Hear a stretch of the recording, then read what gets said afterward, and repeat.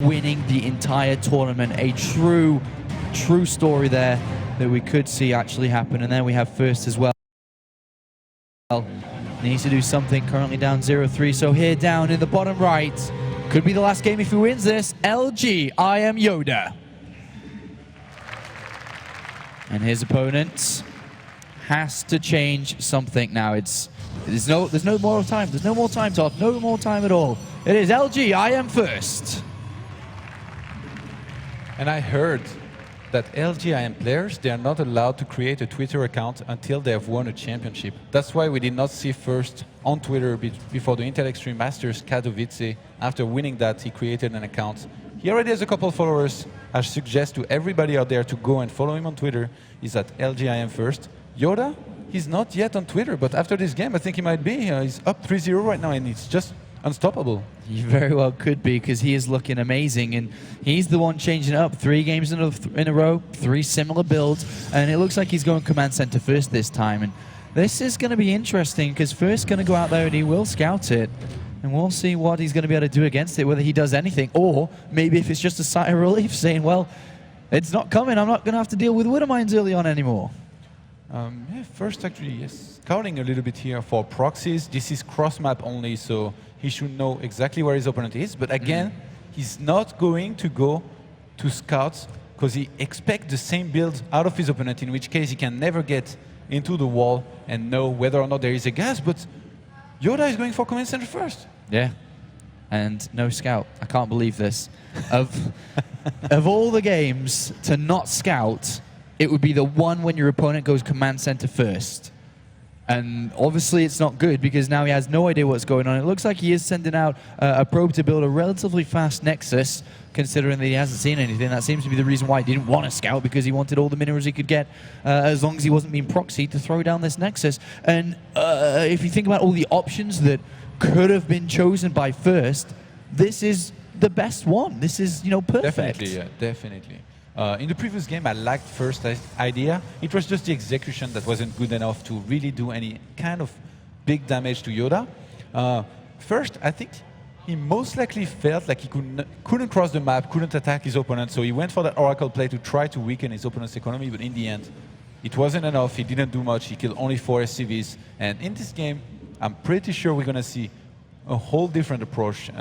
You can take a third very easily on this map, and I wouldn't be surprised if first just goes for that, goes again for a Templar style with maybe 1 Colossus, maybe more, and just tries to play a macro game where he defends better. But on this map, it's going to be hard as well to defend against those medivac drops. I mean, the Terran can juggle very easily between one base and another. Yeah. First, he's going to have to react much quicker if it comes to that. And YODA, he's finally changed his build here. Yeah, for the first time of all the games, he's changed his build and change it for a stronger economy here. But as both builds are starting to shape up here, I just want to take a little moment to thank the sponsors, of course, of this tournament: BenQ, Twitch TV, Raidcore, Patriot Memory, and of course Intel themselves. And of course, you guys can go onto Twitter and thank them with a hashtag IEM and let them know that they've supported the first and made possible the first Heart of the Swarm tournament here, and of course Blizzard for providing the game itself. It's not even released yet, and the game itself is released on Tuesday with the Monday Heart of the Swarm release party. Yeah, the stream starts at 7, right? I think the stream starts at 7 p.m. and I'll be watching from home, definitely. And coming back to the game here, first, he's gone for a very quick sentry, and I like this choice because as soon as he has 100 energy, he's going to be able to get a lot of scouting done.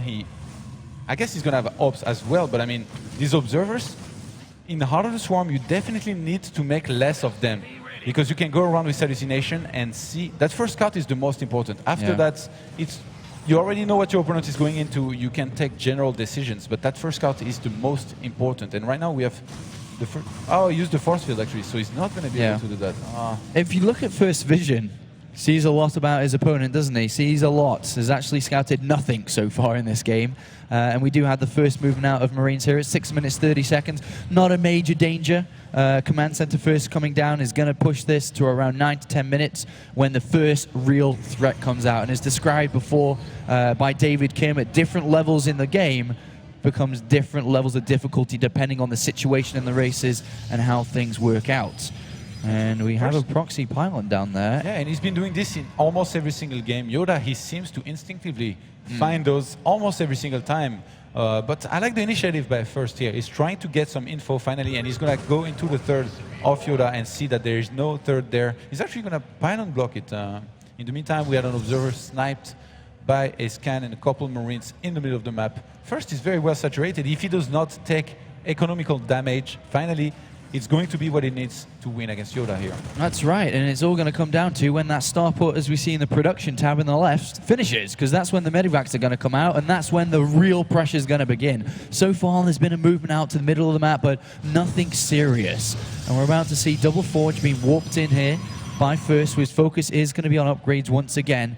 But he has to lock his defense tight. It's just been the pattern of this, the complete series. There's been holes, there's been weaknesses, there's been exploitation from YODA, and that has to stop here if First is going to turn this around. And I like that First he had placed his army in his mineral land at his expansion, so now he's finally just moved it to take down those rocks. He's going to get rid of the Marine that tries to get in there, and behind this I'm pretty sure he's going to send his army back into his mineral line just to wait for those drops. He's gone for 2 forges and Robo Bay again, but he knows exactly that right now YODA, he doesn't have a third, and YODA is gone very Marine heavy here because of his build.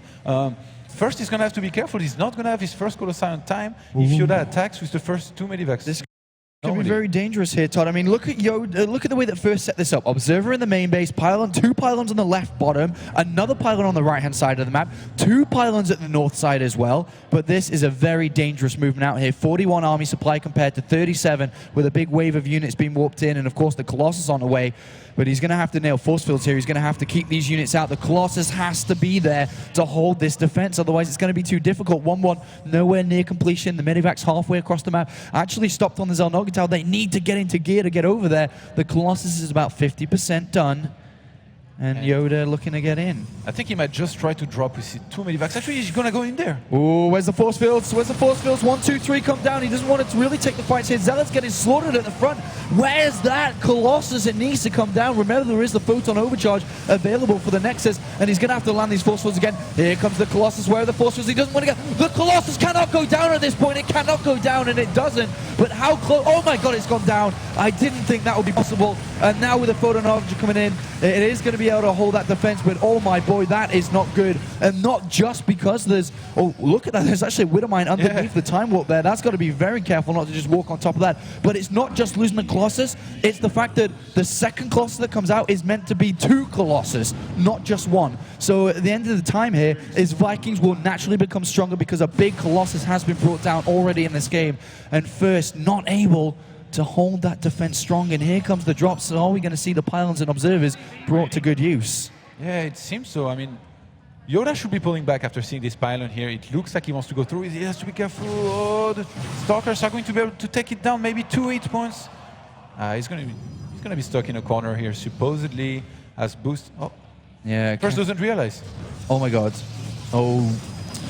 Facepalm moment as the medivac comes in to the probe line, picks off a couple of probes, and another medivac makes its way to the natural as well, and Stalker's being killed in the main base. Zealots do finally come in to clean it up, but damage has been taken, as well as a pylon picked off on the natural there, but an addition of a cannon, an addition of 2-2. Things are not looking terrible for First, but he has taken a little bit too much damage here compared to a perfect defense. But YODA with a 3rd command center down, 3rd Nexus down at the same time, and with 2-2 on the way, and if he's able to maintain and keep up a solid defense, First is definitely still in this game. Yeah, he's behind on supply, but he started 2-2 before the Terran even has his armory done, so he's going to be ahead here. If he can hit 2-2, his ideal army composition, even without Storm, he has a good Colossi count, a good Stalker count to cover these Colossi. He should be able to do well, but it looks like YODA again is going to try to not give First enough time to get his ideal composition. 2 Stalkers getting picked off for free there, as well as the Observer. What are you doing out there is the main question that's on the front of my mind, as he's about to lose the Colossus as well. This is not good. Yeah, this is the worst time for First to fight. He's going to lose his first Colossi. Why? Yes, 2-2 almost finished. Oh my gosh, as the Marines and Marauders come in, there's nothing, there's no High Templar. Here comes the Photon Overcharge. If he loses that Nexus, this very well could be over. The Zealots come in with their charges, try to hold the defense. Force fields just sporadically coming down here. I'm not sure if they're helping or hurting, but the amount of Zealots seems to be enough to hold this on. There is a drop inside the main base as well by the looks of it. Well, Vikings coming in. And well, what is going on in this game? First is being ripped apart here by YODA, who takes a 30 supply lead in this game. His third is down, his 2-2 is on the way. And 2 armor just finished, 2 attack is on the way for First. It's about to finish. I think he's going to get a lot of Zealots and hits here. He has some proxy pylons near his opponent. He might choose to counter-attack before the Terran can complete 2-2. We have a couple Vikings landing in the third. I really think that First is going to go for it now. He knows he has taken some damage. He's lost 9 probes in total. It's not that much, but it's still something. Supply depots are coming in to actually wall this off. They're not going to complete it all, and if they can get in there before the wall is complete. Here we go. The attack's going to take place. Remember, it's 2-2 versus 1-1. The Arc is better here for Terran if they take the high ground, but the Zealots get in charge. There's already been used decent-ish force fields coming down, and the Zealots get in there as well as the Archons. The Vikings are landing. The SCVs are coming off as well, but the defense is good enough here from YODA, and he pushes that back, and that was a lot of army supply. I don't even want to look at the army supply tab right now because it is one thing, and it is in favor of YODA. 64 supply to 25, and the counter attack can come in and could end the game. Yeah, and YODA's 2-2 is on the way. I think he should wait for it. He knows that First has almost nothing behind this. He knows that First attacked him with all he had, and with the army supply 76 to 33, YODA is looking to seal the deal here and maybe win this championship. He may win this championship right here with the next attack coming in. There are a couple of High Templars. I need to have a quick look to see if they've got Storm. They do not. They do not, I repeat, have Storm, as Vikings do land.